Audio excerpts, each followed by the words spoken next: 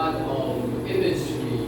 Every time he would preach, every time he would teach his disciples, he would use imagery such as plants and seeds and rocks and birds and fish.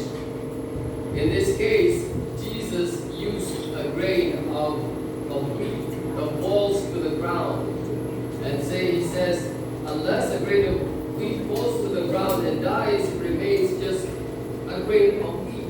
We all know, if we are familiar with how nature works, that's how it is.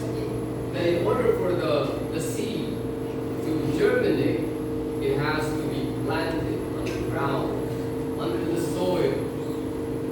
And then it's an imagery of dying, being under the soil. It is an imagery of dying. But in dying, the seed begins to grow. The seed begins to germinate. And ultimately, as the plant grows older and older, it becomes fruitful.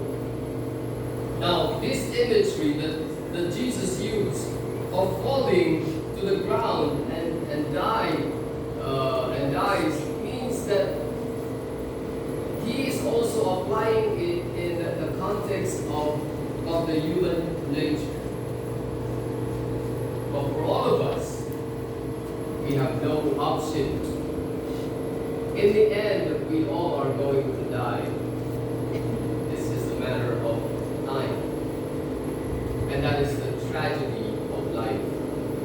I say it's a tragedy of life because it is one of the most heartbreaking of human experiences.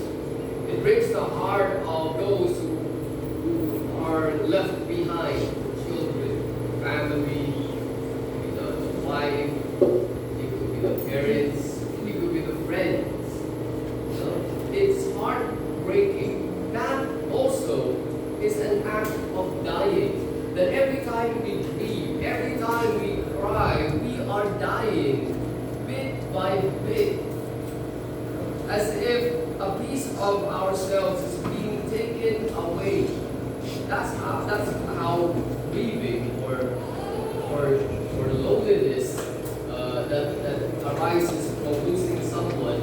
That's how it works in a human person. We die. Yes, we are in the midst of death right now, a physical death.